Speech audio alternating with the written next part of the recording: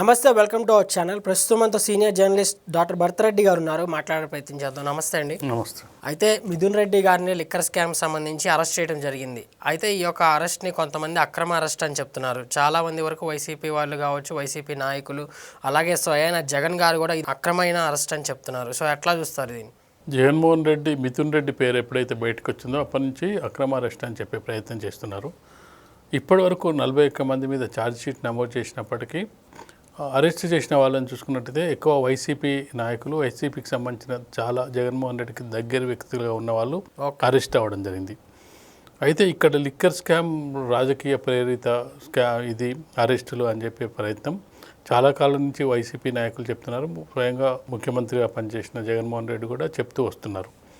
ఇక్కడ మనం చూసుకున్నట్టయితే లిక్కర్ స్కామ్ సంబంధించి సిట్ ఒక 6 నెలల నుంచి దర్యాప్తు చేస్తుంది. అందులో భాగంగా కొత్త కోణాలను ఆవిష్కరిస్తూ తవ్విన కొద్దీ లోతు అన్నట్టుగా వెళ్తున్న సందర్భాన్ని మనం చూసుకున్నట్టయితే ఎక్కడో 25-30 దగ్గర ఎఫ్ఐఆర్ షీట్స్ ఆగిపోతాయి అనుకున్న సందర్భంలో సడన్గా సీఎంఓ ఆఫీస్ కూడా ఇన్వాల్వ్ అయినట్టుగా తేలడం జరిగింది. సీఎంఓ ఆఫీస్లో పనిచేసిన ధనంజయ రెడ్డి, కృష్ణమోహన్ రెడ్డి, సీఎంఓ ఆఫీస్లో పనిచేస్తున్న వాళ్ళంటే ఖచ్చితంగా కూడా ముఖ్యమంత్రికి చాలా సన్నిహితంగా ఉండే వ్యక్తులు మాత్రమే సీఎంఓ ఆఫీస్లో పనిచేస్తుంటారు.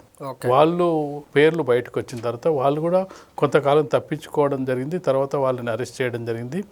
దాని తర్వాత చూసుకున్నట్లయితే అక్కడితో కాకుండా ఇక భారతీ సిమెంట్స్కి సంబంధించిన భారతీ రెడ్డి కంపెనీకి సంబంధించిన బాలాజీ గోవిందప్పను కూడా అతను కూడా అరెస్ట్ అవ్వడం జరిగింది. ఇవన్నీ పరిణామాలు చూసుకుంటే 33 తోటి లిస్ట్ ఆగిపోద్దంటే అది మరింతగా పెరిగి ఇప్పుడు 41 వరకు చేరడం జరిగింది. ఇక్కడ మొత్తం లిక్కర్ స్కామ్ను ఒకసారి పరిశీలించినట్టయితే లిక్కర్ స్కామ్ జరిగింది అనేది ఆంధ్రప్రదేశ్ ప్రజలు కానీ, ప్రభుత్వం కానీ, దర్యాప్తు సంస్థలు కానీ ఒక నిర్ధారణకు రావడం జరిగింది. ఎలా జరిగింది, ఎవరు చేయించారు, కర్త కర్మ క్రియ ఎవరు అనే దాని మీద ఇక్కడ చర్చలు జరుగుతున్నాయి. ఈ సందర్భంగా మిథున్ రెడ్డి పేరు కూడా చాలా కాలం నుంచి బయటికి వస్తుంది. మిథున్ రెడ్డి లిక్కర్ స్కామ్లో ఉన్నాడు అనే చర్చ జరుగుతున్న నేపథ్యంలో మిథున్ రెడ్డి పేరు ఎప్పుడు అయితే బయటికి వచ్చిన సందర్భంలో మిథున్ రెడ్డి ముందస్తుగానే బెయిల్ కోసం హైకోర్టులో ముందస్తు బెయిల్ అప్లై చేసుకోవడం జరిగింది. హైకోర్టు నిరాకరించిన తర్వాత సుప్రీంకోర్టులో కూడా దానికి సంబంధించి బెయిల్ కోసం అప్లై చేసుకోవడం జరిగింది. కానీ అక్కడ కూడా అతనికి ఎదురు దెబ్బ తగిలింది. ఈ పరిణామాల నేపథ్యంలో సిట్టు అతనికి నోటీసులు ఇచ్చి తదనంతరం అరెస్ట్ చేయడం జరిగింది. ఇక్కడ ప్రధానంగా అన్ని రకాలుగా అన్ని కోణాలుగా సిట్ బృందం దర్యాప్తు చేసిన తర్వాత ఒక్కొక్క ఆధారాన్ని వాళ్ళు వెలికి తీసుకుంటూ రావడం జరిగింది.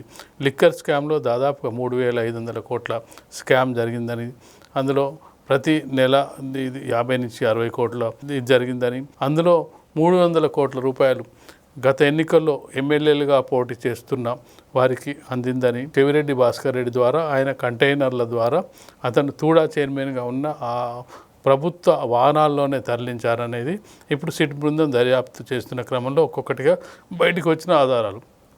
దీనికి అంతటికీ ఏంటంటే ఫైనల్ అరెస్ట్ ఎవరిది ఉంటుంది అనేది కూడా పెద్ద చర్చ జరుగుతున్న నేపథ్యంలో ఛార్జ్ షీట్ నమోదు చేసిన క్రమంలో జగన్మోహన్ రెడ్డి పేరు కూడా అక్కడ 4-5 సార్లు ప్రస్తావించినట్టుగా మనకు కొన్ని వార్తలు వస్తున్న నేపథ్యంలో ఇక చివరి అరెస్టు జగన్మోహన్ రెడ్డిది ఉండబోతుందా అనే చర్చ జరుగుతున్న నేపథ్యంలో సజ్జల రామకృష్ణారెడ్డి వెళ్ళి జైలు హాల్లో మిథున్ రెడ్డిని వెళ్ళి కలవడం జరిగింది. ఇప్పుడు మిథున్ రెడ్డి ఇచ్చే స్టేట్మెంట్స్, మిథున్ రెడ్డి ఇచ్చే రికార్డ్స్ల ఆధారంగానే జగన్మోహన్ రెడ్డికి సంబంధించిన వివరాలు బయటపడే అవకాశం ఉంది.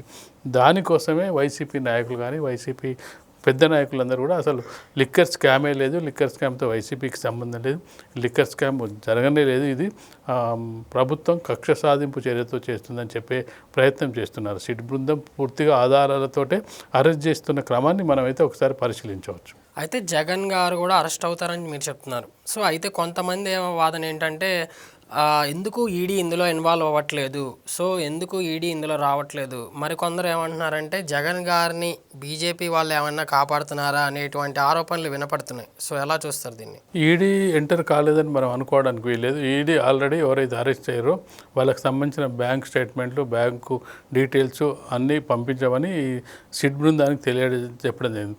అంటే ఈడీ ఎప్పుడు ఎంటర్ అవుతుందంటే వాళ్ళు ప్రత్యక్షంగా మనీ ట్రాన్సాక్షన్ జరిగిందని చెప్పి వాళ్ళకు సమాచారం అందితేనే వాళ్ళు ఇన్వాల్వ్ అవుతారు. మనీ సంబంధం లేకపోతే ఈడీకి సంబంధం లేదు. మనీ ట్రాన్సాక్షన్ జరిగితే మాత్రమే ఈడీ ఇన్వాల్వ్ అవుతుంది. ఒకసారి ఈడీ ఇన్వాల్వ్ అయిందంటే ఈ కేసులో ఇరుక్కున్న వాళ్ళని ఎవరిని కూడా రక్షించడానికి అవకాశం ఉండదు. అదే మనం చూసాం, ఢిల్లీ లిక్కర్ స్కామ్ చూసాం. కానీ ఢిల్లీ లిక్కర్ స్కామ్కి మించి ఇప్పుడు ఏపీ లిక్కర్ స్కామ్ ఉందంటున్నారు కదా, సో అలా చూస్తుంది దాన్ని. ఢిల్లీ లిక్కర్ స్కామ్, ఢిల్లీ చిన్న స్టేటు, అక్కడ కొంత జనాభా తక్కువ ఉంటుంది. అయితే అందులో ఈడీ ఎంటర్ అయ్యి ఉంది.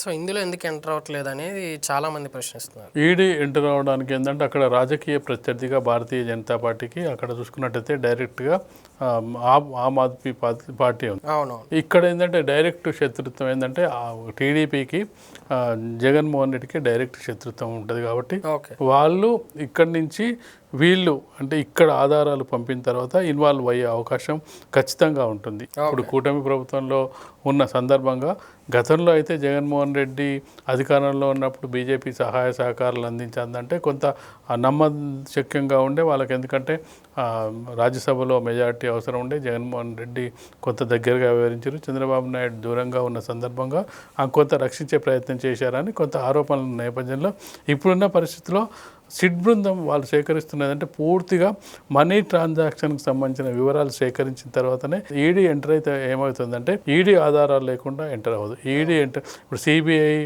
సిట్ దర్యాప్తు వీళ్ళది ఏంటంటే 90%, 95% కేసులు వీళ్ళు నమోదు చేసిన తర్వాత ఇవి వీగిపోతాయి, వీళ్ళు ఆధారాలు చూపించలేక.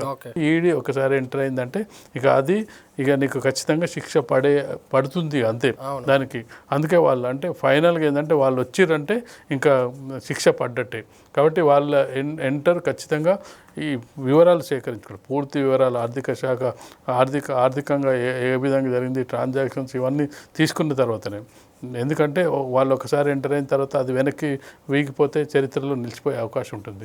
కాబట్టి ఈడీ ఆల్రెడీ ఈ గతంలో మనకు అందిన సమాచారం ప్రకారం ఇప్పుడు ఈ 41 మందికి సంబంధించిన ఛార్జ్ షీట్లు ఎవరైతే నమోదు చేస్తారో వీళ్ళ బ్యాంక్ ట్రాన్సాక్షన్స్, ఈ మనీ పంపిణీ ఇవన్నీ కూడా మాకు వివరాలు పంపిమని చెప్పి ఆల్రెడీ సిద్ధ బృందానికి వాళ్ళు లేఖలు రాసినట్టు ఆ క్రమంలోనే ఉన్నట్టు కదా. వాళ్ళు ఈడీ వాళ్ళు డైరెక్ట్గా ఏదో పోలీసుల లాగా వచ్చి డైరెక్ట్గా అరెస్టులు ఇట్లాంటివి ఏం చేయరు.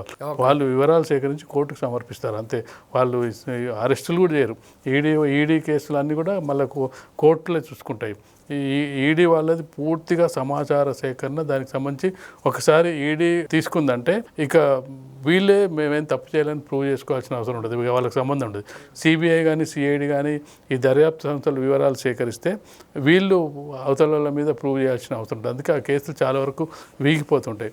కాబట్టి ఖచ్చితంగా మిథున్ రెడ్డి చెప్పే సాక్ష్యాలు, మిథున్ రెడ్డి చెప్పే ఆధారాలు, మిథున్ రెడ్డి నోరు విప్తే ఏ విధంగా ఉంటుంది, ఫస్ట్ వరకు రిమాండ్ ఉన్న నేపథ్యంలో జగన్మోహన్ రెడ్డి పేరు ఎంతవరకు బయట పెడతారు, జగన్మోహన్ రెడ్డి పేరు బయట పెట్టడా, అసలు జగన్మోహన్ రెడ్డికి అసలు సంబంధమే లేదా, ఈ విషయాలన్నీ మనకు మరికొద్ది రోజుల్లో తెలిసే అవకాశం అయితే కనిపిస్తుంది. అయితే గతంలో జగన్ గారి యొక్క హయాంలో ఎంపీగా మిథున్ రెడ్డి గారు కూడా ఉన్నారు. సో అప్పుడు పార్లమెంట్లో ఒక సన్నివేశం జరుగుతున్నప్పుడు తాను మిథున్ రెడ్డి గారు మాట్లాడుతుండగా, అలాగే రామ్మోహన్ నాయుడు గారు కూడా అప్పుడు ఎంపీగా ఉన్నారు. సో తాను మాట్లాడుతుంటే మిథున్ రెడ్డి గారు ఇలా అన్నారంట, కూర్చో, అరే నువ్వు కూర్చో, నువ్వు ఎందుకు కూర్చో, నేను మాట్లాడతాను కూర్చో అనేటువంటి వ్యాఖ్యలు అయితే చేశారు.